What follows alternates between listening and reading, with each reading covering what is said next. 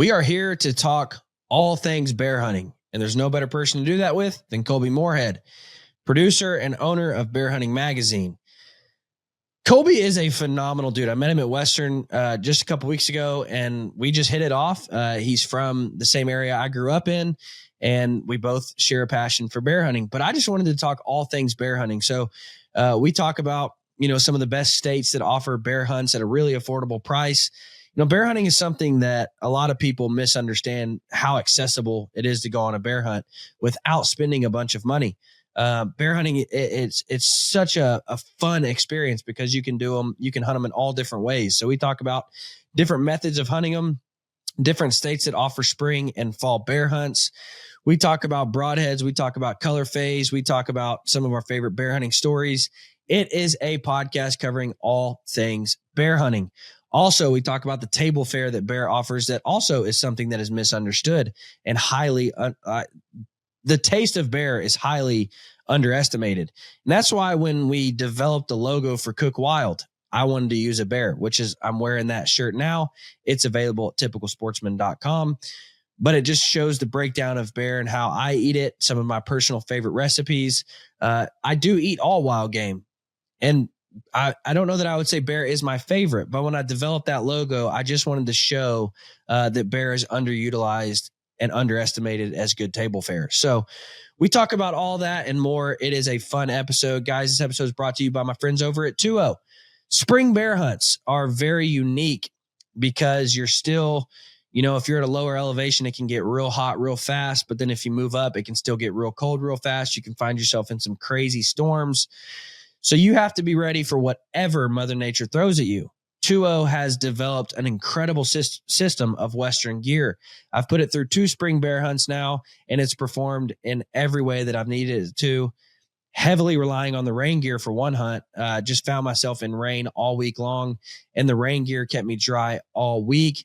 But they have built a system that is going to get you through anything Mother Nature throws at you. I also think they offer some of the best merino wool that's ever been produced.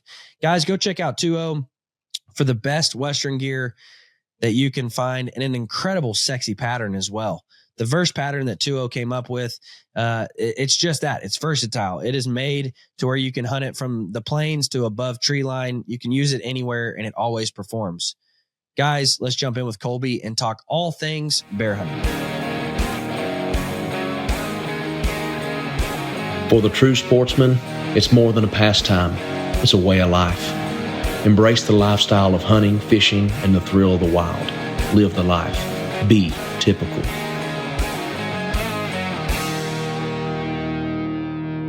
Guys, when it comes to optics, they can make or break your hunt. When you're sitting behind glass for hours trying to pick animals off of a hillside, you can get a lot of strain on your eyes, and it can just be a bad experience. Not too long ago, I was in the market for some new optics. Didn't really know where to start, so I called my boys over at S&S Archery. Now, they sell all the optics, so they really had no need to push me in any way whatsoever, so I knew they would give me just good information. Every single one of them told me to try Kowa. So I bought my first spotting scope from Kowa. It was a 77, and I fell in love with that scope. The glass in that scope is absolutely phenomenal. So I moved on to buy a pair of binoculars, and then I found what is my all-time favorite piece of glass ever from any company, the 55 spotter from Kowa. Now, a lot of companies make super compact, small spotters, but when they get that small, a lot of times they lose quality. And what Kowa has done with the 55 is they have produced an incredibly compact, small, lightweight spotter that still offers really, really good glass. I know guys from all over the world that swear by the 55. Every outfitter I've ever let look through it ended up buying one. It is just phenomenal glass. It's really compact, really small, really light. Guys, go check out Kowa for some of the finest Japanese glass you will ever put your hands on.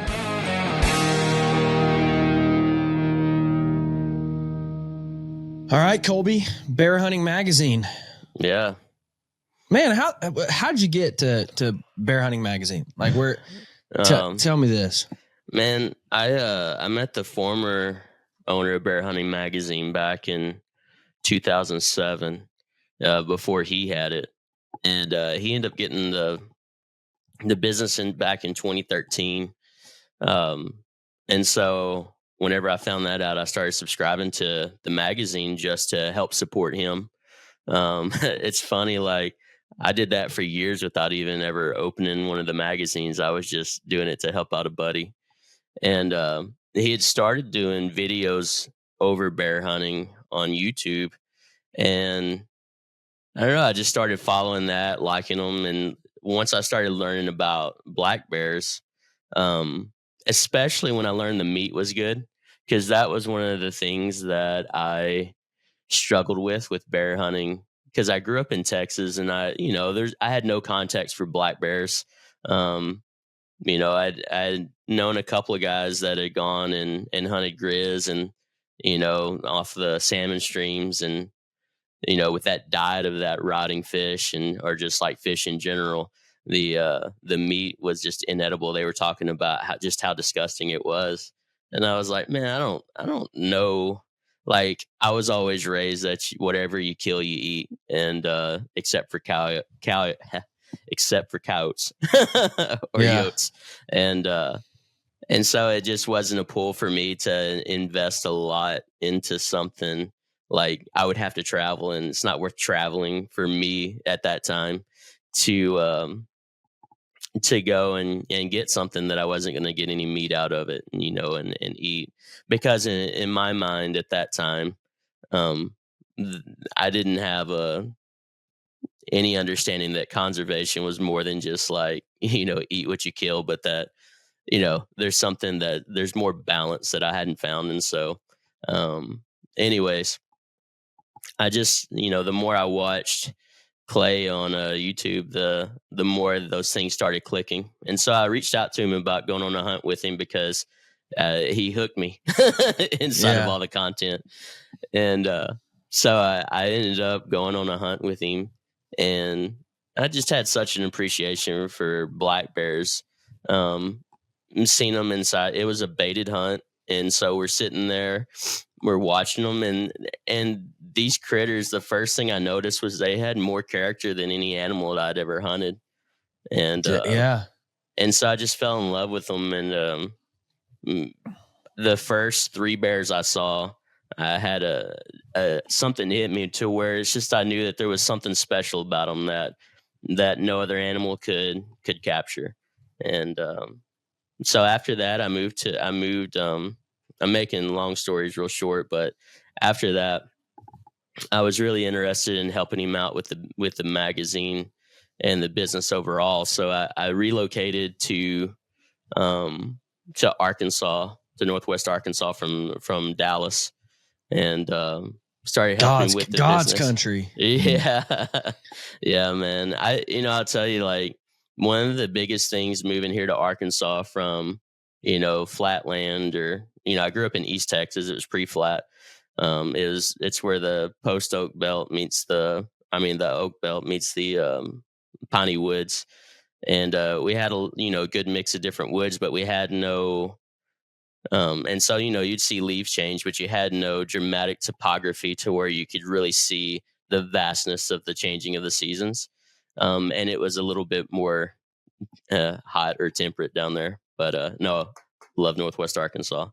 um, but after a couple of years of helping him with the business, I he ended up getting an offer from another outdoor company, and he felt like it was the right thing, and so he did both for a while. For about 8 months, he was working for the other company. I was running the business, but he was doing all the magazine design and stuff and putting the magazine together. And the writing was just on the wall that with what his other one was doing, the other job, it just wasn't going to be sustainable for him to do both long term. And so I was engaged at the time, and one day I come into the office and he's like, Kolby, got a proposition for you. He's like, I could do all these other things and stuff. He's like, the writing on the wall is that this isn't sustainable. And so he's like, I could do all these other things, sell the business, do this and that. But he's like, I think you should buy it. And so, I had moved here to help run the business with somebody else. So it wasn't like alluring to me to own the magazine. I just wanted to be involved with it and co-labor with a buddy.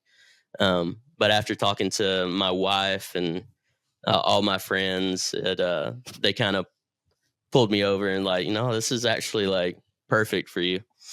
And so I ended up, we signed all the final paperwork, and a week and a half was my wedding day. So within a week and a half time span, like everything changed, So that's crazy, man. No, Yeah. and what you said is so true about the table fare of Bear. And that's why, so we do a monthly special on the podcast called Cook Wild, and we partner with a chef. He was from the Food Network, named one of America's top 10 chefs. So when I was coming up with a logo for this, I'm like, everybody does deer and elk, logos, and I'm actually wearing the Cook Wild logo. I like it. I need right one now, of those. and I'm like, I want to use a bear because I want to show people, like, I want to indicate to them, like, yeah, I eat all wild game, but bear is such a misunderstood meat. Mhm. And if you read them, I don't know if you've ever eaten Justin Spring's food, but I have. if you read them, a lot of them are Justin Spring inspired. We got sweet and sour bear. That's one of his specialties. Yeah. But anyways, Becca's no slouch at all either. I think they're pretty. Gosh, they're pretty. Two of the top evenly wild yoked. game chefs I've ever met, probably. I mean, they Yeah. are phenomenal. I've hung But out anyways- with them, and I don't think we ever duplicated the wild game that we had that night versus another night. Yeah. And that's why I just wanted to use a bear. Is it my favorite wild game? I mean, I've had bear. Bear is such an interesting meat because, like you said, I mean, I've had bear where I'm like, this is the best meat I've ever had. Mhm. And then I've had other bear where I'm like, it's kind of gristly. It's not the best, I mean, so bear is really, really interesting to me, but I just wanted to get across, like, bear is such a misunderstood meat because everybody thinks, trichinosis, like, can't eat it. Like, well, no, it's the same way you got to cook chicken. I mean, you have to cook it well done. Mhm. Same way you got to cook pork. I mean, you got to get the disease out of pork. I mean, so Yeah. it's just such a misunderstood meat, and there are ways to cook it. And I know guys that say, well, if I got to cook it well done, then it's just too tough and chewy. There's ways to cook it where it's phenomenal. I mean, Yeah. there's ways to use it where it's just great. Mhm. And bear is also, in my opinion, one of those meats that, like, you largely have to understand what they were eating in order to use it properly. And what I mean by that is, like, if you kill a bear that's like sweet, use it in a way that is going to magnify the sweetness of the flavor, of the natural flavor of the meat. So yeah, man, I think 100% is exactly what you said. And then you go on a hunt. And I remember my first bear hunt. I shared this with you a little bit at Western in the 2-0 booth. Like, I grew up in Northwest Arkansas, could have been hunting bears my entire life, and it just never crossed my mind. And then when I moved to Kansas and, started getting more exposure to bear hunting, I'm like, I want to do this. Mhm. And like you, man, I absolutely fell in love with it because when you watch them, like, it's just their mannerisms. They have so much character about them. And the first time I ever went bear hunting was Idaho. And I remember, like, watching a sow pick up her cubs in her mouth and, like, carry them. And I'm like, that's so cool. Like, it's just so cool to watch them and how they interact with other bears. And they just have such cool character about them. And so the hunt itself is incredible. Mhm. But then so many people just don't understand how good of table fare they actually offer. You know what I mean? Yeah. I mean, and we do simple things like our favorite way is just to grind bear up and use it like ground beef. But that's really because that's typically the way that we cook inside of our house. We just use a lot of ground meat. We had an article last year by Brett Benton. He works for MKC, and he had found a table. He had found a table that I don't remember if it was the USDA or one of those bodies that they put out a table about trichinosis in pork and about so there's like different ranges that trichinosis will die. And so there's an instantaneous death, and I think it's around 160, but it can't handle sustained lower temps either. So you could, and he used a sous vide to do this, but if you, I forget how long it is, but I think it was like at 140, it needed to be a few minutes, and then like at 120, it would die, but it had to be there and sustained for like much longer of a time. So it was kind of on a scale, and he's been doing his bear that way and actually being able to cook bear medium rare, and so I thought that was really interesting. I haven't tried it myself, but I mean, he hadn't caught trichinosis, and he's been doing it for Yet. years, and I'm just kidding. he's been doing it for I'm just years. kidding. You know, like yeah, I mean, it's something to where it's like you have to stay inside of what you're comfortable with. But yeah, I think bear meat, I mean, and it's like you said, like some bear meat, like you can taste that sweetness. And then there's other times that you just don't. I mean, it really seems like what they're eating affects it to a point, and it's not like an overwhelming flavor. There's just something about like bears that are eating fish and have all those fish oils and stuff that make it really, really hard. I'm not going to say inedible, because I'm sure you could eat it and be fine, but taste wise, I haven't experienced it myself, but I've heard it's pretty stout. Yeah. You know? Yeah. One of my top lists, like if you were to say, Dylan, I'm going to send you on any hunt tomorrow, money's no object, I'm going on a coastal brown bear hunt. Yeah. However, I've heard that meat's just disgusting. Like, I mean, they're eating dead whale carcasses and just feasting on, rotten fish. And so I've been told the meat's just like untouchable almost. It's just so bad. Like even gutting them and skinning them, it's just, the smell is horrendous. But again, it's just such a magnificent animal. Like that's just such a crazy animal that it's top of my list, man. 100%. No, I mean, I'd love that hunt too. For me, I have to wrestle with why I'm going to do the thing that I'm doing. And I think that to do anything like that, you have to understand that there still is a reason to do it. It's not just you going out there and trying to be tough or whatever. It's like you're going on an adventure. You're taking out an apex predator that pretty much the only other predators they have are other bears bigger than them, just about. I mean, you're going out there and you're taking a role inside of just helping the ungulates in the area, everything that brown bear would kill inside of a year. I mean, you're just going out and helping taking a predator out of the ecosystem. And I think that that's really important to do, especially whenever you're dealing with a apex predator that doesn't have any other predators around. I think it's really important to do that. The other thing is, whenever I go hunt something, I develop a deep fascination and kind of a love for that animal.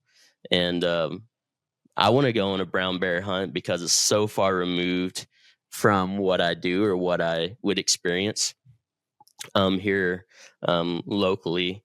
And I love going into those new situations to where I have a deeper understanding and actually take part inside of those things. I went on a lynx hunt a few years back up in British Columbia, and I talk about this pretty regularly, but like I had no concept for lynx other than, like they're on the ESA list here in the lower 48. I remember like back in elementary school, like, you would get different things for reading a certain amount of books. You could go pick whatever.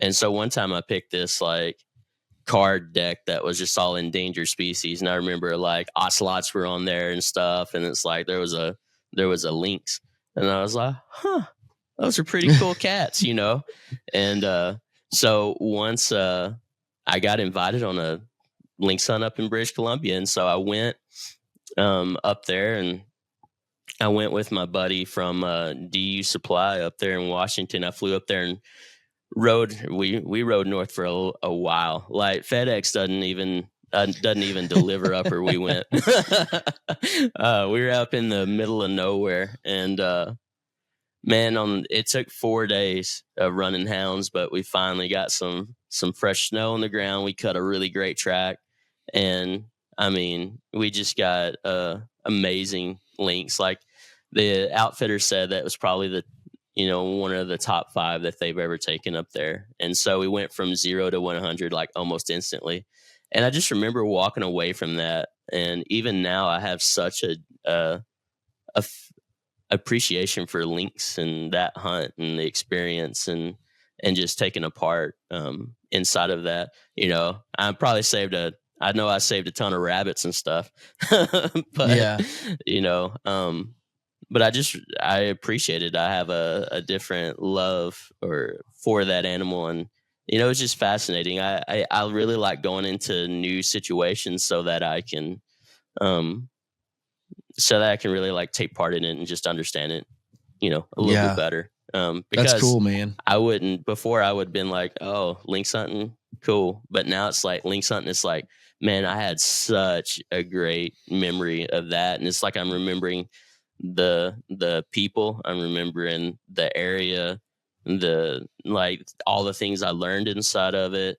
And then I have something to bring home. Like, I have a pelt that I brought home in a skull that every time I look at it, it's like I look at it and it's like, man, I'm remembering all those things, like all those memories just like flood in, and yeah, that's cool, man. Yeah. All right. One thing that I think a lot of people misunderstand too is how accessible bear hunting is, how affordable bear hunting is. It really is. I mean, you can go on some phenomenal hunts and not spend a ton of money. Yeah. So let's look at, and I don't know if you have like an internal list. I've Googled and pulled up a list from Peterson's, but let's talk about top states that offer bear hunting opportunities. Because a lot of people don't even understand, like Arkansas offers great bear hunts. Oklahoma offers great bear hunts. Yeah. They're pricey. Yeah.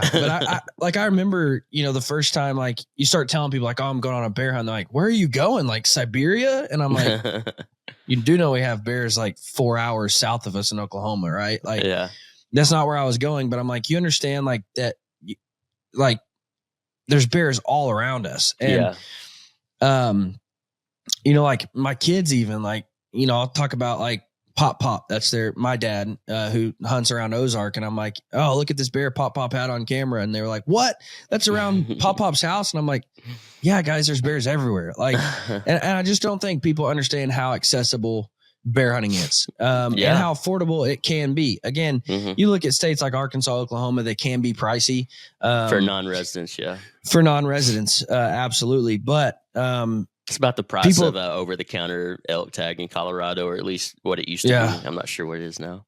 Yeah, but you can drive to Montana and hunt for, $300 for a tag, and Idaho, $300 for a tag, and, camp in a tent and hunt public ground. And, you're into this hunt after fuel and food, you're into this hunt $1,000. I mean, which is a super affordable big game hunting opportunity. So I just Googled a list, and of course, top of the list is Alaska. And I don't know when this article was put out. I'll see if I can find a date. Well, it doesn't say, but I don't know when it was put out. But they do offer numbers as far as population goes. When this article was put out, the black bear population in Alaska was north of 100,000. The tags are $225 plus an $85 hunting license. Over-the-counter tags are offered. Dogs are allowed. Baiting is illegal in designated areas. So Alaska is like the holy grail of black bear hunting. Just a ton of opportunities. Great, obviously phenomenal scenery. Like if you're going to hunt bears, obviously that's where you want to be. I mean, you're in Alaska, beautiful mountain ranges. I mean, that's like ideal. But again, that's even a little pricier than a lot of opportunities that we have here in the lower 48. Montana has a population. And again, I don't know when this was put out, but it says 9,000 to 17,000 bears, $350 tag, which I think it's even lower than that now. I think last year I paid $280. When's the last time you hunted Montana? It's been 2 or 3 years ago. And we took a stud of a bear out there in western Montana. My buddy, David McDaniels, I took him on his first bear hunt up there. And I mean, I don't remember the size of his skull, I'll send you a picture later. I mean, it is the biggest pumpkin headed bear I've ever seen. But I'm pretty sure it made Pope. If he'd have used a bow, he used a rifle, but it didn't make 20. But I think it was around 19. So really studded bear. I think Western Montana gives you a lot of. I mean, especially for guys in the Midwest, I think Montana is probably one of your best options just because it's closer to a lot of us. It's still a long drive, but you just have a lot of access. And one of the things coming from the South going up north that is bizarre is just how much public land you have access to and the ability to go and glass these big areas, these big cuts. Like one of the things is out on the areas we were hunting, like they still are harvesting timber out there. And so you can go out there and you can find a cut that was a couple years old, starting, some regrowth or some reprod that, you could really get into some habitat that bears like. And then Idaho is a great opportunity. I mean, Idaho, you have the potential for getting multiple bears. But one thing I'll say is a lot of factors that people think about whenever they go on a bear hunt is a lot of it is color phase or size of bear, and I think that's one of the things that Montana, you have the potential to get in color. You have the potential to get into some good sized bears. And if you're wanting to be picky, I mean, bears are so hard to judge. Anyways, I'll leave that there. But Idaho, typically you're going to be seeing smaller bears than you would inside of Montana. I mean, there are good bears everywhere, but what you'll typically see are smaller bears, sub 200 pounds. Jana Waller took one. She wrote about this last year. She named it Pooh. I mean, that thing was a beast, but it took her several years and she was baiting. But even baiting, it took her several years to get on that class of a bear. Yeah. And that's what Idaho and Montana, again, you're offered good opportunity for color phase. What I like about Idaho and Montana is there's a lot of public ground that offers really good opportunity for spot and stalk. Mm-hmm. And a lot of switchbacks. Yeah. And here's what I like about bear hunting, going into the spot and stalk versus baiting. Here's what I like about bear hunting. Bear hunting can be as hard as you want it to be. I mean, you can make bear hunting the hardest hunt you'll ever go on. I mean, if you go into Montana or Idaho with a bow and you're wanting to spot and stalk, that will be a incredibly hard hunt. Mm-hmm. But you can also go into Montana or Idaho with a rifle. I mean, and poke them at 200, 250, 300 yards, make it a little easier, but still on a spot and stalk hunt, that's a tough hunt. But also what I like about Montana is there's been hunts where I'm all right, I'm packing in and I'm staying for 7 days and it's going to be just as remote as you can be. And we're going to kick our own butts, Mm-hmm. But then there's opportunities if I want to get my dad out on a spring bear hunt, we can drive around and glass, find bears before we ever start, going in to try to kill them. Mm-hmm. And making it an easier type spot and stalk hunt. Yeah. Or you can, in Idaho, you can sit over bait, and make it a tree stand, easier hunt for people. So it's a really good, that's what I really like about bear hunting. If I just want to go out on a challenge, I'm just going to go out to Idaho on public ground and stomp around and try to kill a bear. If I want to take my kid, I'm going to sit over bait and let him see a lot of bears and just have a lot of fun. If I want to take my dad, I can drive around and glass for bears and then still have the whole, spot and stalk feel. If we found bears, now let's try to go in and kill them. And so it offers just a lot of variety of types of hunting. If you want to hunt dogs, you can hunt dogs. Now outside of the United States, Canada, obviously is just a phenomenal place to go and kill bears. Yeah. I've actually never hunted Canada for bears. Really? It's been on my list several times and just, due to, different things coming up. I actually booked a hunt one year and then, due to some family issues had to cancel it. But, Canada offers incredible hunts for giant bears. Yeah. And it's just the type of deal, and I've heard it from people I didn't really like it because you're sitting there and bears are just coming. It's not a challenging hunt at all. But Well, it's just such a fun hunt to be able to watch a lot of bears, you know? Yeah. Well, I think it's kind of funny we're talking about this because I wrote an article I was going to put in this upcoming issue, and I end up just like scrapping it because I don't know, it just didn't feel like the time. But I feel like before you decide on what bear hunt you need to do or that you want to do or go after, you have to decide what type of adventure or what's important to you. Like, what do you want to do? What do you want to go on? What experience do you want? Like, do you want the primitive camp set up? Do you want to go out there and just like do it all on your own? But one of the things that I love about an outfitted hunt, especially the ones that I've been on up in Canada, is just a sense of community, and I think that that's one of the things inside of a lot of hunting that we do. It's so solo and solitaire, or you might have a buddy or but how many times do you go and you get to share a camp with people that you don't know, and you just find that you have all these new people you have something in common with. And what you'll find is a lot of people use outfitted hunts as their first hunts, and bear hunting is so accessible. It's the most affordable outfitted hunt for big game that you can get.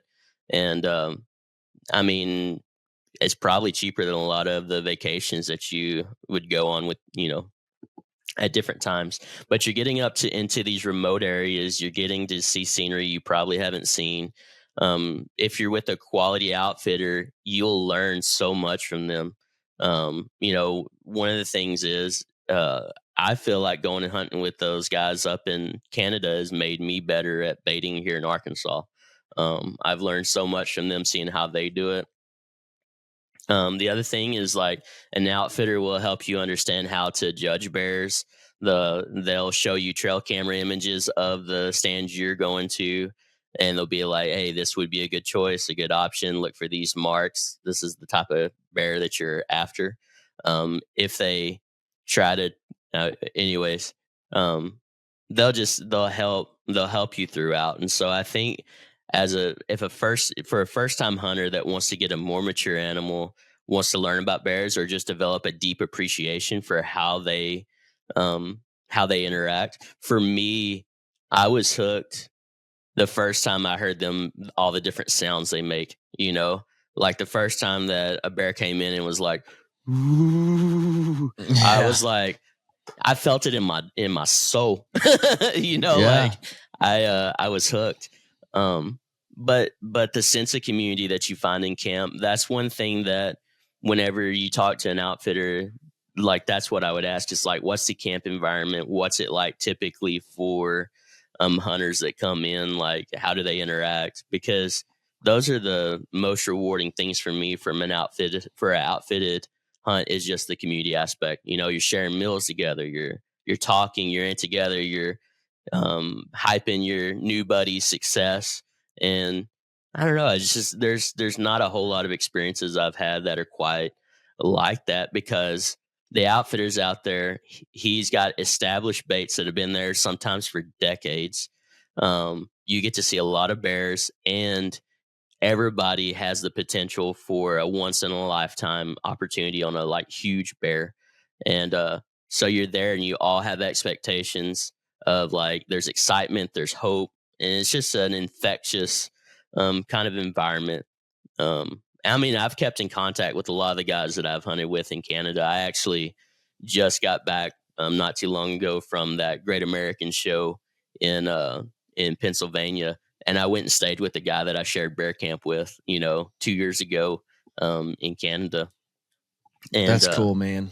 And I mean, I would say, like, that's something that people could overlook. But if you want just a tight friend group, like, go do a camp out somewhere in Idaho or Montana and do a hunt. I took my wife on a Maine bear hunt one time. I love Maine. And honestly, like, it wasn't what I thought it was going to be. I mean, you hear cabins and lodges and you're like, "Oh, babe, like, I'll go out and hunt. You can sit by the fire and, like, it'll be nice." And not always. So we get there and it was not what I expected. I mean, they have outhouses and the cabins are just like run down rinkety cabins. Like, and this is like a really good outfitter. Yeah. I just underestimated the cabins. Mm-hmm. And so I was like, crap. Like, and my wife is not like That type. Yeah. Mine either. not that type. Like, she is indoors yuppie. And anyways, and so I'm like, oh my gosh, like we're pulling in. I'm like, crap. And she's like looking at these old fat dudes on the porch of their, cabins with cigarettes and whiskey and wearing overalls, and I'm like, oh man. And she's like, what have you got me into? Yeah. And I remember telling her, I'm like, just baby, I know this isn't your environment. I know these aren't your people, but like, I promise, give it a chance. Like you'll leave here thinking these guys are your best friends. And there's some wives in camp, and I'm like, just give it a chance. Like you have to understand the camaraderie that a hunting camp brings. Like you have to understand, like, we're going to leave here like thinking these are lifelong friends. Mm-hmm. And sure enough, like we leave and, she's hugging all of them and I'm going to miss you so much. Like it was so nice to meet you. And I love that. And, she's still friends with some of the wives on Facebook and keep in touch. And like you said, there's actually a guy from PA that was in camp with us and his name's Tom Linkowski. And he's just an absolute stud of a taxidermist. And we stay in touch, and, he'll ask when he calls, like, how's Chrissy, and I'm like, she's great, man. Like we built a bond, and a hunting camp offers something that you just don't get anywhere else. And bear camp even especially offers it. And here's why. I'm not a big morning bear hunt guy. I don't go out in the mornings. No. So you really have all day long to just kind of hang out. And, if you want to walk down to the river and fish with some guys, during the day or, share stories. And I mean, just you're sitting around camp all day, having fun, talking about the hunt the night before and the bears you saw. And it just offers a really good environment. And you don't have to go to bed at, 10 o'clock because you're not waking up at 4 a.m. to go out and hunt. So you can stay up later and, play poker and sit around a bonfire. And bear camp really does offer just a phenomenal opportunity to just build relationships and meet new people. And honestly, my favorite part about bear hunting is the fact that you can do it in the spring. Like sometimes the fall just gets so busy with other hunts. I mean, you've got an elk hunt that takes up all your time, effort, and money. And then, as a whitetail addict, you're going into whitetail season and you just kind of have a whitetail circuit, if you will, that you go on of, Kansas, Oklahoma, Arkansas, Texas. And it just, then it's like, well, I want to try to go on a bear hunt. Well, dang, I don't have any more time or money or time off or, but you can do it in the spring. Like, and turkey hunting's stupid. So don't go turkey hunting, go bear hunting. It gives you an opportunity to hunt big game, to get out in the mountains. You've been trapped inside all winter. Now you can go out and tramps around the mountain and have a good time for that first, hunt of the year. And that's probably my favorite part about it, man, is the spring, that you get to hunt big game and go out and hunt the mountains and, get your boots on the ground in the mountains in the spring. And it's just, what all states offer spring bear hunts? Do you know off the top of your head? I know several, but one thing I want to say first is, one of the things that we tell people is that bear hunting is a great opportunity to go get familiar with an area or a unit that you think you'll draw or that you're, putting in for in the fall.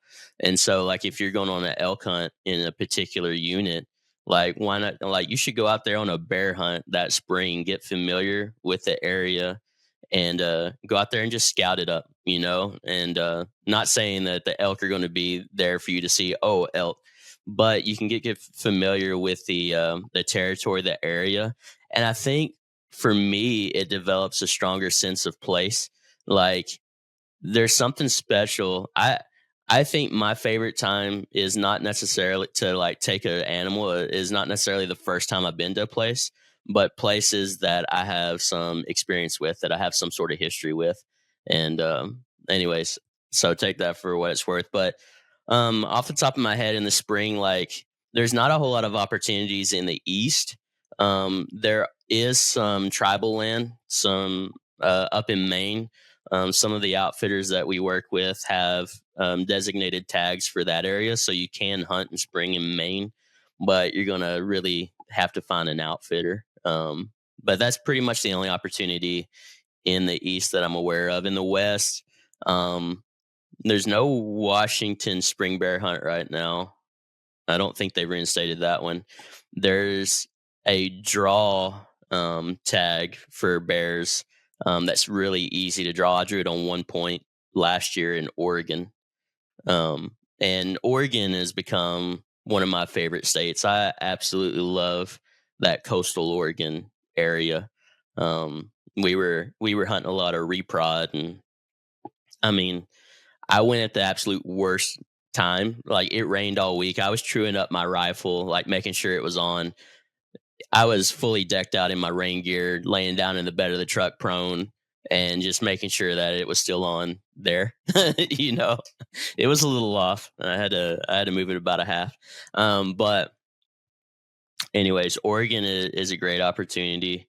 But I mean, really, like Oregon, Idaho, and Montana are probably the most traveled to states. I think Arizona and New Mexico have spring seasons too. This is an article put out by bearhunting.com, and it says there's 9 states, which Washington is listed, but like you said, I think it's been removed. Yeah, like a year or 2 years ago. I think there's 8 now: Idaho, Montana, Wyoming, Oregon, Utah, Arizona, Alaska, and like you said, some tribal lands in Maine. Okay, so Arizona, not New Mexico. Yeah. Okay, and Utah is not really a bear hunting destination because it takes so much to draw tags in Utah. Like they have a lot of bears, but there's not a lot of opportunity inside of Utah. Residents, I mean, it can take them. I think my cousin up there has been trying over a decade. I think it takes about 12 years to draw a tag there in Utah, if I remember right. Wyoming's a long time. Yeah, Wyoming's a good state, but if you're going to go into wilderness areas, you have to be with a resident or an outfitter. So there's a little asterisk beside that one. Yeah, but yeah. I found a article by Boone and Crockett Club on spring bear hunting written by Mr. Justin Spring, but it's all false information. I'm just kidding. But yeah, he basically highlights, like, yes, there are, 8 or 9 opportunities in the spring, but Idaho and Montana are leaps and bounds probably your best options. Yeah. I mean, they're going to be the closest to non-residents, by far. One thing to consider is how you feel around grizz. So the closer you get to that Yellowstone area, the more, heavier concentration of grizz you're going to have. And, they just put it out there. Like it's definitely well past time for them to be delisted and managed. But if you're not comfortable around grizzly, I would stay further away from that core Yellowstone population. So yeah, just a food for thought.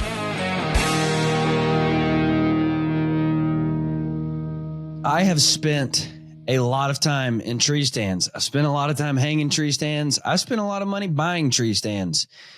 And I know the new rave is the super lightweight, really expensive tree stands. But I just can't get behind that. If you're really wanting to deck out a farm and you need a whole bunch of tree stands, that's just not feasible for a lot of guys. And here's what I found. I have found that if it says Muddy, it's a name you can trust. From the tree stands, whether it be a hang-on, a lock-on, a climber, or a ladder stand, if it says Muddy, it's going to be a really good tree stand without breaking the bank. And I can get 4 or 5 hang-ons for the price of one of those super lightweights. Now, I know the benefit of those super lightweight portable tree stands. You can move it with you and hang it as you go. But if I just buy 4 or 5 of those really good stands for Muddy, I can have them set up where I want and just go to those stands and they're already hung up. Guys, from the trail cameras to the blinds to the tree stands, Muddy is simply a name you can trust. So whether you go into an Academy or a Dick's, Bass Pro, Cabela's, check out Muddy for your tree stands, your trail cameras, and your blinds, because they simply make really good products that are affordable for everyone.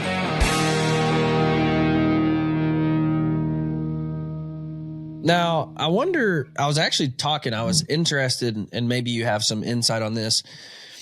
I was actually asking Justin at Western, actually like minutes before you walked up. I should have asked you minutes before you walked up when he was putting in for his tags, like, how often do you see a grizzly? And he's in Montana.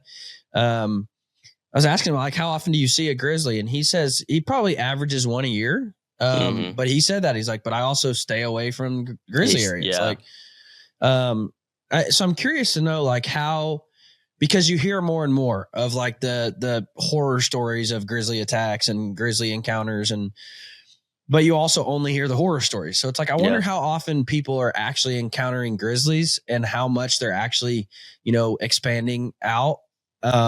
It depends on the area. So, just like with anything else, like, bears are a low density animal, but that doesn't mean that. So like for a black bear, a healthy population is like a bear for every square mile, but that doesn't mean that you have a bear every square mile. Like you have concentrations of them. That's like just the average.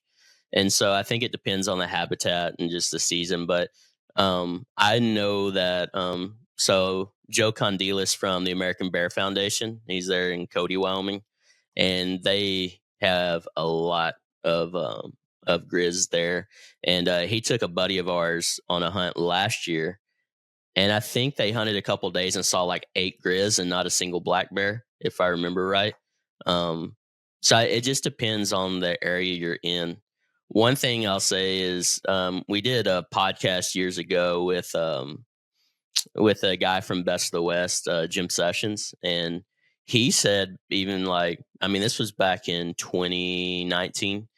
He was saying that even then in the areas that they would hunt, that they would make sure they had a couple extra guys, because whenever they shot a rifle, it seemed like bears would come to the sound because they started associating it with, his hypothesis was that they started associating gunshot with free food.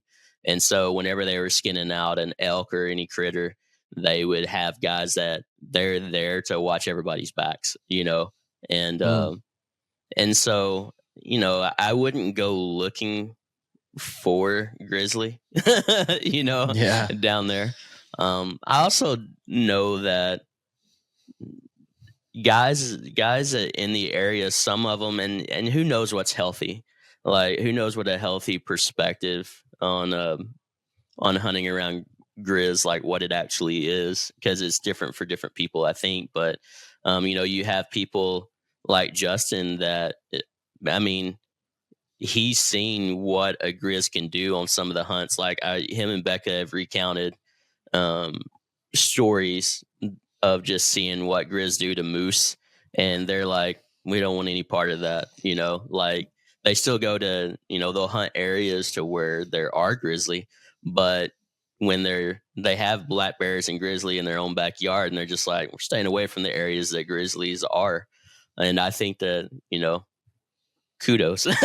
Yeah. Same. Smart. Yeah. I do have plans I do want to go hunt in a grizz area, but it's not for I want to go hunt black bears in a grizz population, but it's not for me. Like, whenever I do stuff now, at times I'm doing it so that I can be a better resource for people that ask me questions. And, right now I have been in areas to where there are grizz around, but I never saw them, and so I do want to do a hunt to where I'm around grizz, and I'm going to do it with a guy that is used to being around them, and just like, look at him, like, how am I supposed to feel about this? Yeah. But anyways, I think that if you take precautions, like, it's probably not a huge issue. But if you're in a really heavy, just be vigilant. That's the only thing, is if you're in a grizz area, like, it's a little more nervy for me thinking about sneaking around and going into like hunting stance. Like, it sounds like most of the issues that we have with grizz is when they get surprised. And so I don't know. I think I rambled a lot there. But I'm still in the process of figuring out how I feel, like how I would approach hunting in an area where there's a lot of grizzly. And for me, I take a lot of cues off of people that have experience instead of forming a strong position ahead of time, because I'm always wanting to learn and I'm a very like verbal processor, so like I think things out and like process through them whenever I'm talking. You know? Yeah. Yeah. Right. Now, do you have any insight? And this is I have shared. I don't even want to say my theory because I've heard it from a scientific standpoint, and I've regurgitated the information. But do you have any insight as to why color phase bears are more prominent in other areas than like in Maine? You never see color phase. Yeah, man, it's a big unknown. Like we've done articles over color face bears, and they don't have a clear answer. They do kind of hypothesize that they develop these color phases as a way of blending into their surroundings more. So if you think about it, on the further you go east, the more you have dense canopy areas. And I mean, really, like bears become shadows of the forest. You know, they're kind of like tree shadows, and so like the further east you go where you have that dense canopy cover, and they typically are staying inside of that canopy cover, it's a benefit to be a darker color, so to be, you know, black and everything. When you go out to the west, the topography changes and you have these, you all of a sudden, like you're seeing these faces that are all different colors. You know, you have those, what is it, scree slopes, where it's like you have the fallen rocks, you got bare ground, you got like all these different colors. And that's the only thing I've heard that makes sense, that it's one of those things to where, you know, maybe a bear came out a different color and then it survived for a while because it blended into the surroundings, you know, maybe a little better, Yeah. and then bred that gene in and that trait. I've also, I think it's a combination based off of what I've heard from a scientific standpoint. And again, it's hard to tell. Yeah. They used to think it was water and all that stuff, but based off from what I've heard, it's a combination of that, but also sun exposure. I mean, if you're talking Maine, they don't ever get exposed to sun because they're just in thick canopy cover. Whereas if they're on a mountainside in Idaho or Montana, they're just baking in the sun a lot of times, which dyes your hair. You know, it changes the color of your hair, which is true for anybody. I mean, if if we go to Mexico for 2 weeks, my wife's hair comes back blonder, like just because she's been baking in the sun. Like, and so I've heard that, like it lets them blend into their surroundings better.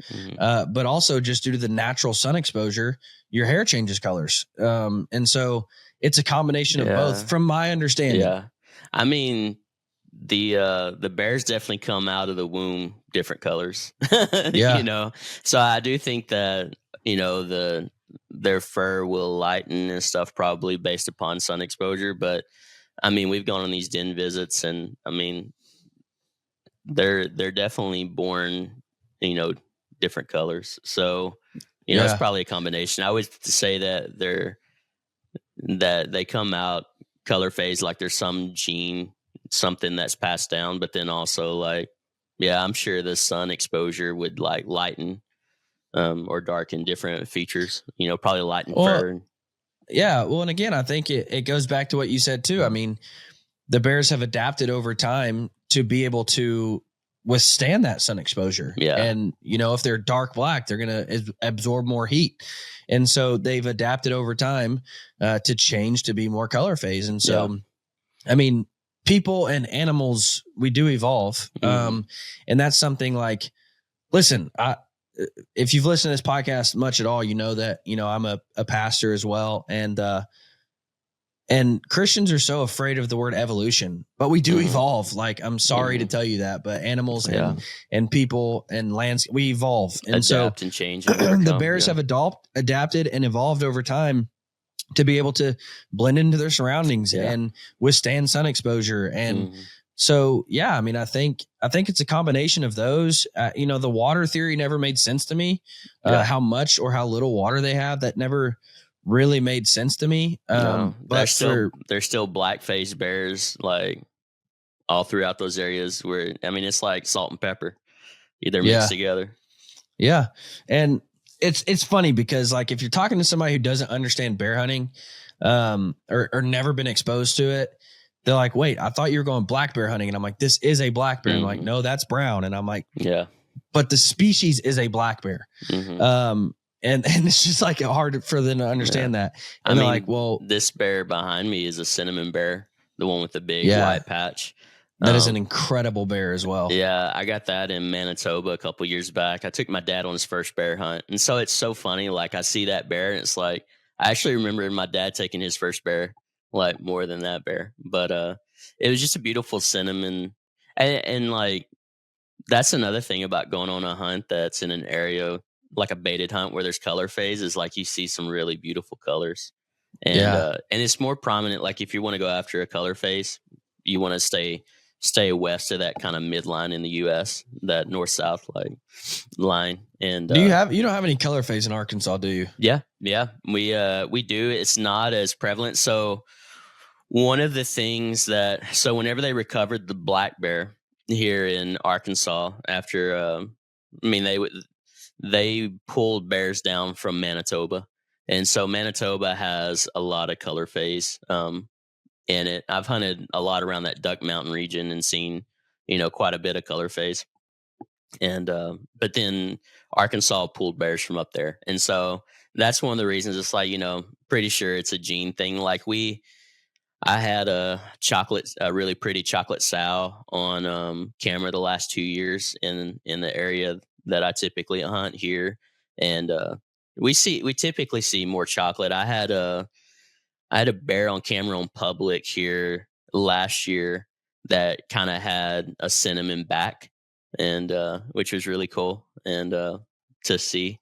I mean, we have it here and there, but a lot of times you won't see a solid color. Like, you will, but a lot of times you'll see that thing to where it's like maybe their back has a different color than below, to where they're more colored on top and stuff, like different variations. And then we have there's a place I hunt here where we have a lot of chest patches too, and so that's another thing that I've noted is just seeing a lot of like white patches on different bears. That's another thing that I've often wondered what determines that. Like, and again, I don't think there's any rhyme or reason to it. I mean, I think, if you look at deer, like, you think a double throat patch, and people are like, why'd that deer get a double throat patch? Like, there's no telling. Like, that's just the way that bear came out, or that deer came out. Full disclosure. Yeah. Idaho has my absolute name when it comes to bear hunting. Oh yeah. I have shot and missed, or shot and not found 3 bears. Really? And it's just brutal. I've never recovered a bear in Idaho. Yeah. So to recap, the first time I ever went bear hunting was a backcountry Idaho bear hunt. Shot this bear at 200 yards, and I had ran across this mountain for like a mile and a half. I lay prone. I'm literally sucking wind through a straw. Like, I can't breathe at all. Yeah. Missed this bear completely. Like, I'm like, you got to be kidding me, dude. It was like the hardest 9 days of hunting in my entire life to be followed up by a missed bear. Oh, that's the worst. So 2 years ago, I decided I'm going to shoot a bear in Idaho with my recurve. And I was sitting over bait, shot this bear at 13 yards. And honestly, I made a great shot. I just overestimated the height of the tree stand. Yeah. And so I shot a little too high. Angle. Yeah. And it came out about mid body. But I still thought, like, I'm going to find this bear. Yeah. Now, because of that hunt, I changed my broadheads. I was using a single bevel, and I'm like, you got to have something to disrupt the cut and not have a perfect slit. So we never found that bear. Went into some crazy deadfall, and I mean, I could have walked over it 3 times and never found it. And then this last year, it was like the picture perfect. I've always wanted to shoot a bear standing up, and I've got a black bear target in my backyard with a bear standing up, and so it's always been like, that's what I want to do. Well, this last year, I shot a bear in Idaho standing up. Now, the way this unfolded, and I've told the whole story several times, so I'm not gonna bore everybody with the details, but my buddy's walking up the road, and he's 3 or 4 yards in front of me, and he gets to the top of the hill, and he's like, draw your bow, there's a bear right here. And so I'm like, oh crap. And so I draw my bow and I walk up the hill, So I have no idea how far this bear is. I have no idea what the bear looks like. Like I'm just going in blind, but I'm walking up the hill full draw. I get to the top of the hill and the bear's on his back legs. And I'm like, oh my gosh, here it is. Like, this is my opportunity. And so I guessed the yardage. I guessed 30 yards and shot. And I know that I hit a little to the right, but I also think it hit that chest plate and just kicked it more right. So it actually came out like right behind the back leg. And we tracked that bear forever, and it bled incredibly. Like I've never seen any animal bleed this much. But it made it to an area that had burned a few years back, and it was just so thick and so crazy. And so I'd never found that bear either. Yeah. And so I booked a spring bear hunt this year in Idaho, and I'm like, all right, I'm not taking the recurve. Like I'm going to blow through a bear, and we're going to find it. And I'm going to finally conquer Idaho bear. Yeah. Yeah, man, that's going to be so rewarding. Oh my gosh. No. I can't wait. You know, people would probably be surprised, but with the bears I've killed, like so far, they've all been archery tackle. Like I've gone on a lot of rifled hunts in the West, and they tend to like most of them have been successful. As long as I'm not the primary hunter. you know, like I think there's been twice I think I've gone where I'm the primary hunter and it just, didn't work out for whatever reason, but I'm just calling that paying my dues. So I've been on a lot of successful Western hunts. It's just, not for me. And, but, one of the things that we talk about and what you'll find is a lot of guys have their own developed preferred shots on bears, and you'll hear a lot of different things. For us,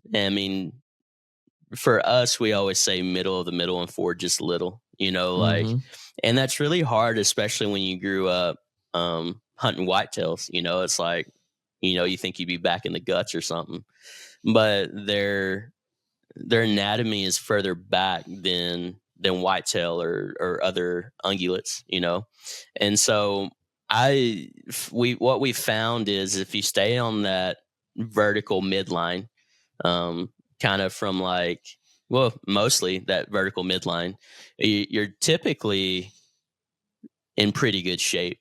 And, we always try to prioritize 2 holes, so that they bleed. I've shot single bevels and had really good blood trails, but they were single bevels with bleeders. And, it was that iron will wide with bleeders. And so far, all of my bears, with the exception of the first one I shot, that was a straight gut shot. We left him overnight, and he had probably gone 200 yards, and we were, he didn't bleed great. We were finding blood less on the ground and more where he had brushed up and painted blood with his fur on the sides of saplings and stuff. And so even the blood trailing is different on that one, but we still found that bear. We just had to give him time.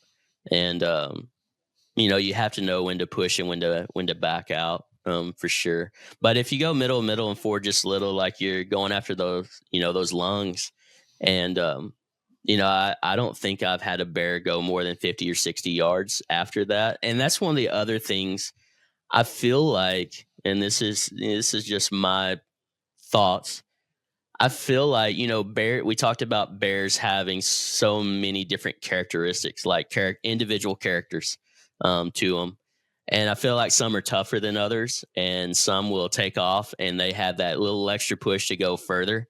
And then some will just like you can make the exact same shot on 2 different animals and have 2 different outcomes, to where one will go 18 yards and the other one will go 50 yards, and so I think even inside of that, you can't kill a bear, make a shot on a bear and then go and shoot another bear the exact same way and think that you're going to have the exact same outcome, because they're so individualistic. Some of them are just tough, and some of them are just all right, it's over, And I also have a theory as to why I think the vitals sit further back. And again, this is all just dude science. But I'm ready to hear it. I love dude science, man.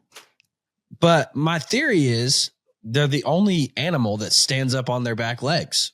And so when they stand up, Yeah. the vitals naturally just fall down. And so I think just over time, they're standing up and they're walking Yeah. around and they're, so I think the vitals just naturally sink down a little bit. Yeah, it could be. It also could be that they're so, especially the males, are so muscular inside of their front paws.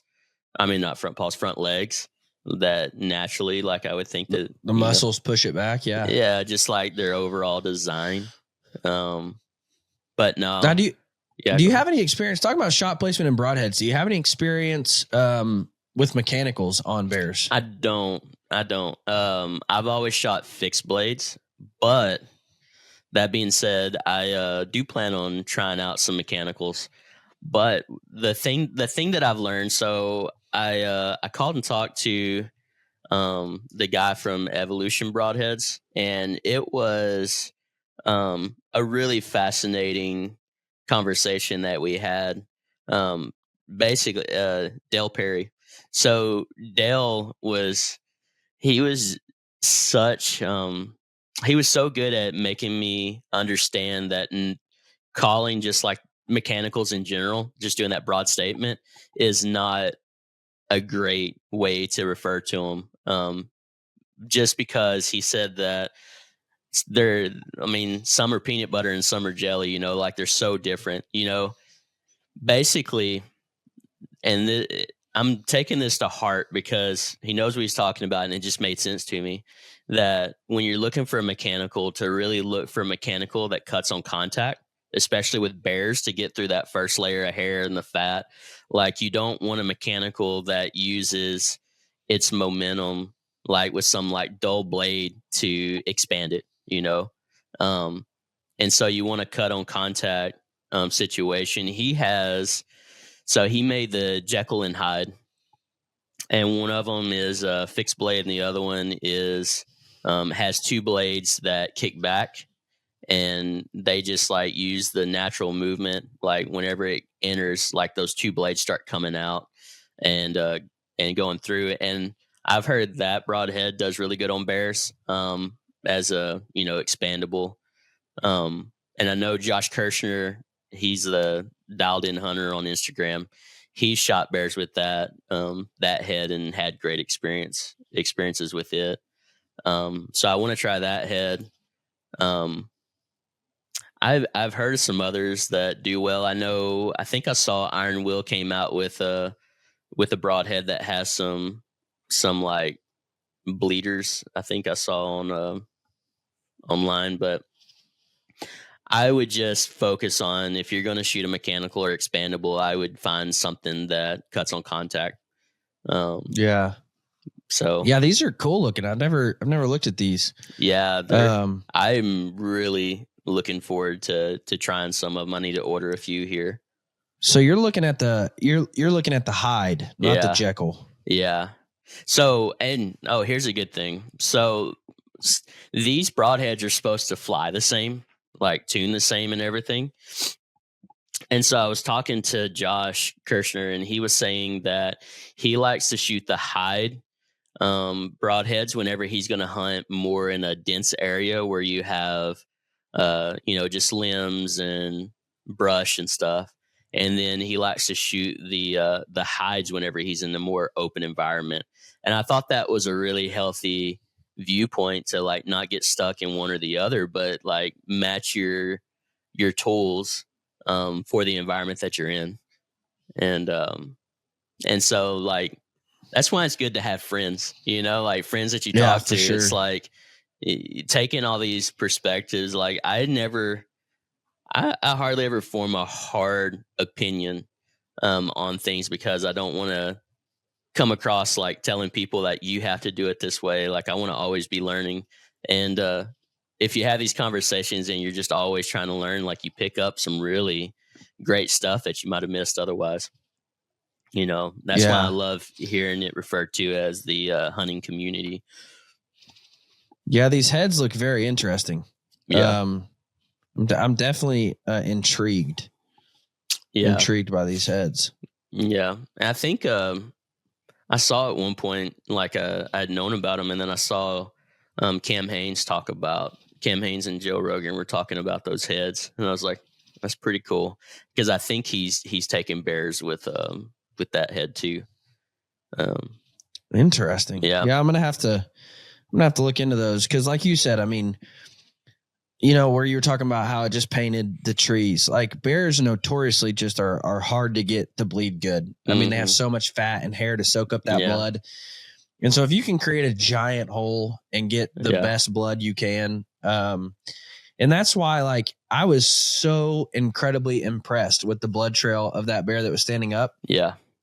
But you also can't equate that even to the broadhead. I mean, you could have probably shot that with a fill point and had that amount of blood, because I mean, you're just right there in all the arteries and everything's flowing through there. But also it's on the bottom side, so when he takes off and runs, it's all just right there. Yeah, I mean, it's coming out. It's not pulling up inside the cavity. Yeah, so you can't really. I mean, you can't even. That for me wasn't even a good test of the broadhead. And I was shooting a day 6 Evo, just so everybody knows, it's a double bevel with bleeders. Yeah. And really, I fell in love with those purely based off of Remy Warren and his. Basically, I'm of the opinion if Remy does it, it's good enough for me. Yeah. And so when he was talking about those heads, I'm like, yeah, that's what I'm going to shoot. And those are great. But honestly, great broadheads too.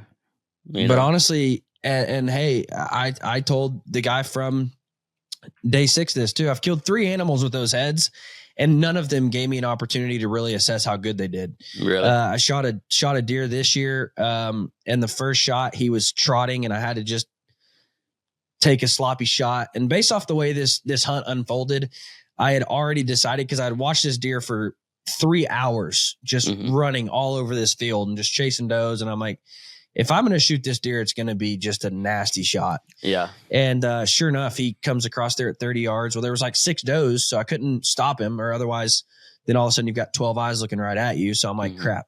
So I'm just following along with him and hit a little far back. So I couldn't really assess anything there. And he stops at 50, and I shoot him again. And I missed that shot. Didn't have time to range or even change my pin. So I just held 40 high and shot. Missed him, but he bedded down, and I got another shot in him. And so again, like, he was bedded down, and I punched it right in there, but he's bedded down, so it hit the back shoulder and stayed there. So it's like, I couldn't really assess that deer at all. Shot the bear in the chest, couldn't assess that deer because shot him in the chest. Like, so I'm still really, really anxious to kill more animals with that head and really be able to tell how good they do. But there's 3 different heads that I've used that I've taken bears with. One was that iron will with the bleeders. I took 2 bears with it, and then this last bear that I took, I was using a 3-bladed QAD. It left a great blood trail. That was a 427 pound bear, and we think I got about 60 pounds of fat off of him. He went down in like 17 yards or so. It wasn't a far track, but the blood trail was great. And then off the shelf, like, I bought some heads years ago, and I took my first bear with it. I took 2 bears with them. Was a 4-bladed, oh shoot, I can't even think about it right now. Slick Tricks. Those did well too. But I'm looking at going to more of I want to try an expandable soon. Yeah. Oh, and this is what I was leading to. Sorry, I didn't mean to interrupt. No, go ahead. So I met the guys from Annihilator Broadheads at the Pennsylvania show, and the Annihilator Broadheads are just a solid piece of metal, it looks like, but they've got full length. They call them a 6-bladed broadhead. What it is basically like they have 2 bleeders on both sides that are the full length of the broadhead. But the thing that they're talking about is important, which I haven't really thought about, was they developed theirs to where the broadhead at the back is larger than the arrow shaft and the insert. And so what they're postulating is that it increases the cavitation, and like when it goes in, it makes everything that it hits kind of expand, and like it has like a curve to where it like pushes stuff out. And what they're saying is that, for one, like, that gives a little bit more of that shock value. I think maybe that hydro shock, like we talk about with rifle rounds and stuff. But it goes in and it's supposed to like do that. But then also, Disperse meat. yeah, disperse meat, disperse all the, everything you're going through. But they say that helps with a better pass through as well, because when you have that stuff rippling out, you don't get everything sucking back onto your arrow spine and slowing it down. And they were just talking about that cavitation effect. And so I thought that was really an interesting thing to think about. And I mean, the thing is like, bears are soft. Like, like, I'm not scared of getting a pass through on a bear, especially if I'm shooting like that middle of the middle and just forward, just about a fist or like 4 inches or something. Like, I've never had an arrow stick when I made that shot. But it would be nice to have something that would really like punch through if I needed to. I mean, they even have pictures of where they've shot through, like, I think it was like a femur bone, like they had one there that they had shot through. And so I don't know, there's a lot of things to consider, but at the biggest thing I would say is like, make sure that you're tuned to your broadhead. I think a great shot is better than any particular broadhead. Yeah, for sure. And that's something like, to note, bears aren't incredibly tough animals. They're not incredibly thick hide. You just have to prioritize a big hole and getting a pass through, because they don't bleed well. Yeah. Because again, there's just so many layers of fat. And that's why, like, when I shot that single bevel, there were no bleeders. And it was a cutthroat by Tom Clum. Shot a lot of animals with cutthroats and they always perform well. But with a bear, there's just so many layers of fat that are moving back and forth, and you have one perfect slit through that bear. And so you have to have something to disrupt that cut. Like, it can't just be a perfect slit. Otherwise you're not going to get any blood at all. And so I did get a pass through still, but just, there's not a lot of blood. Yeah. And so, it's not hard to get through a bear. You just have to think about it in terms of creating a big hole that is going to help you with a blood trail. And so broadheads, I've heard it said like this: if you shoot a bear where you need to shoot them, like with a field point, you're going to kill them. You just won't find any blood. Yeah. If you shoot any animal with a field point, I mean, in the heart, you're going to kill it. You won't have any blood. And so you have to prioritize a big hole in getting a pass through. Yeah. And there's a few things that I like to do for blood trailing too, that I feel like help. One is, I'll go to where I shot the bear, and then, you always check the arrow and stuff, of course. But, if it's nighttime, I like to carry a floodlight. So like, I got this floodlight from Coast, products. And, I found that versus a headlamp,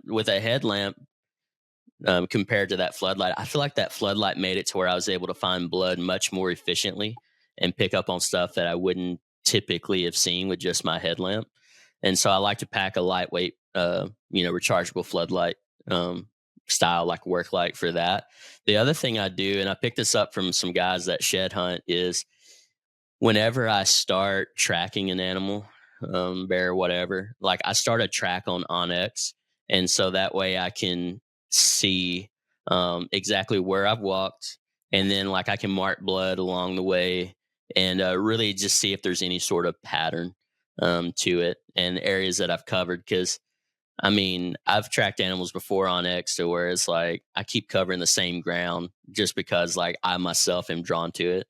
And, those two tips I think will help inside of recovering animals, just to, have more information. So like, one would be like a physical thing to where you're able to, increase the ability of your eyes to pick up on that red. I think that floodlight, just that dispersal of softer light, helps. And then also just knowing where you've been and like tracking, one of the things whenever we I kind of decided to do that too, based upon whenever I went hunting with my first outfitter and made a bad shot, like hit the guts. He had a bag full of just like strips of fabric, and so as he would go, he would tie fabric everywhere that we found blood, and so he was looking for patterns too, and just stuff. And so I'm kind of Yeah. like combining what I learned from him with what I've learned from guys that like to grid and shed hunt. And so that's kind of like where I came up with that. For sure, that man. method. Yeah, both great tips. Kolby, here's what I want to do. And I have not talked to you about this, and I have not talked to the 2O guys about this. Yeah. Let's do a giveaway, man. Let's go on a bear hunt together and take somebody with us. Let's do it. I'm for it. That'd be fun. I need to talk to Steve. I been texting him. There are 2Os in the next magazine coming up. Like I got them in there. Awesome, man. I do want to. Yeah, let's put together a giveaway. Yeah, let's do it. I do want to talk about one thing that we've kind of in the next magazine. Like we're talking about this first ever Louisiana hunt, and it's such a big conservation win. It's kind of the lead article, but man, it's cool to see that bears are expanding and becoming, like we're seeing new hunts pop up. Like we had Missouri a couple years ago, we had Louisiana, this last year, have their first hunts. And then like now, there's pushes happening to get bear hunting in Florida, and there's a new push for Connecticut too. That's awesome. Yeah.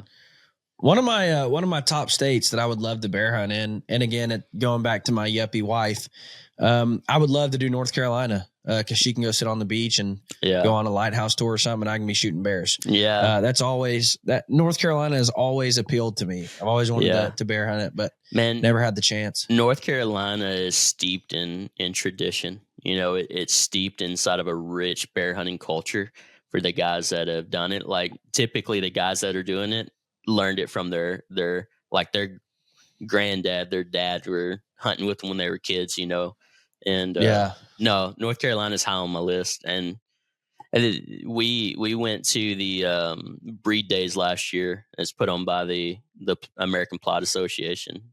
And I think there's two different plot organizations, but I think it was the APA. Anyways, what we loved it because you just feel the culture of just like great people there in the Appalachians that just, you could tell there was a camaraderie, like people loved each other. There was conversations like going everywhere, people seeing people they hadn't seen since last year. And just the deep history for hound hunting too. Like there's just such a deep sense of community. Like if you go on a hunt in North Carolina or anywhere out there in the Appalachians, like it's going to be a big group. And, I think you fall into that same thing of community. Like we talked about with the outfitters, it's like, if you get in with not necessarily an outfit, but if you just get in with some guys out there that love running their hounds and treeing and freeing bears, it's going to be such a rewarding experience, Yeah, for sure, man. Where do people go to subscribe to Bear Hunting Magazine? It's just it's pretty easy. Just www.bear-hunting.com and just click on shop, and it's the first thing that comes up. So how much is a subscription? It's mid-30s. Yeah. Mid-30s. And it's worth it. Yeah. Bear Hunting Magazine for a long time has put out a phenomenal magazine, and Kolby has carried the tradition and done very good with it. I'm not a subscriber, but I'm going to get off here and immediately subscribe. Heck yeah. You should too. It's a phenomenal magazine. I tend to always look at it when I'm somewhere that has it. When it's there, I look at it, and it's always a great magazine. But after meeting Kolby and just chatting with him, I need to subscribe, and you need to as well. Magazines are something that, guys, listen, it's a hard business, and it needs your support. They're putting out phenomenal information. It's a great resource to learn. It's a great resource to help grow as a bear hunter. So they need our support in order to continue to do that. Magazines are not cheap to produce. Let me tell you that. They are not. And they are not, I've heard print material and magazines are a thing of the past, but they're not. They're not. You are going to get content from somewhere. So why not look at a magazine that is really well produced? That's a lot of time and effort put into it. Kolby does a great job on it. So go to bear-hunting.com and subscribe to that magazine because it really is a good magazine. And stay tuned because we're going to try to put together a giveaway. We're going to try to take somebody on a bear hunt. I love it.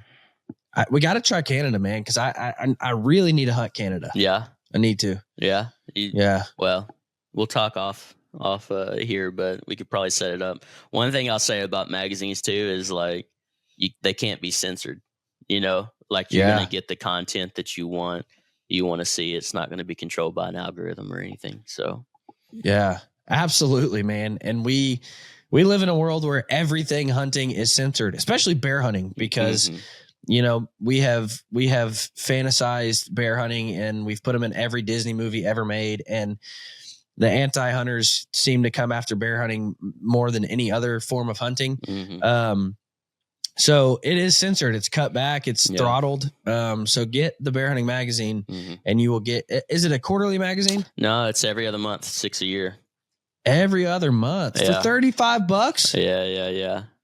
It's a good deal, you know, and we, one of the things I'll say too is like, it seems like kids really love to get this magazine. So a lot of parents, when they order a magazine, like they don't know if they got it because their kids got to the mailbox first. And so like we get so many pictures of kids reading it. So one thing I'll say is we keep it family friendly.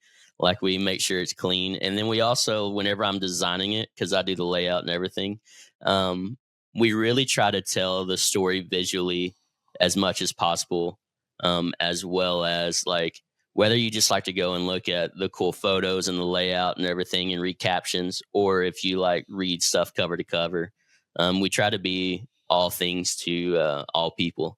And we also will have like some element of spot and stalk, some element of a baited hunt, and some element of hound hunting in every issue. We really try to represent the world, you know, the whole landscape of bear hunting, and not just cater to like one or the other, but just celebrate it as a whole.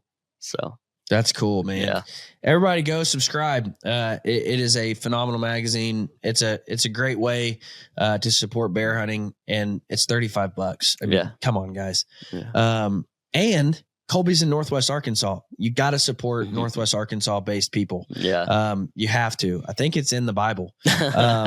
Did you know Arkansas is the only state mentioned in the Bible? Oh yeah.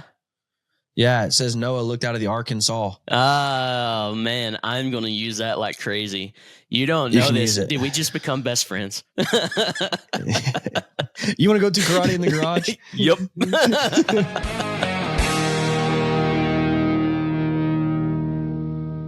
If you are a traditional archer, then you are probably familiar with Three Rivers Archery. If you are an aspiring traditional archer, you've probably heard of Three Rivers Archery. And if you are even curious about traditional archery or hope to do it one day, you need to become familiar with Three Rivers Archery. Why? Because Three Rivers Archery is a wealth of knowledge on all things traditional archery. You can call those guys up, whether you're going to buy from them or not, and ask them any question under the sun, and they'll be able to help you. From spining of arrows to weights of broadheads to string links to AMO links, any question in between, tuning a bow, they are there to help you.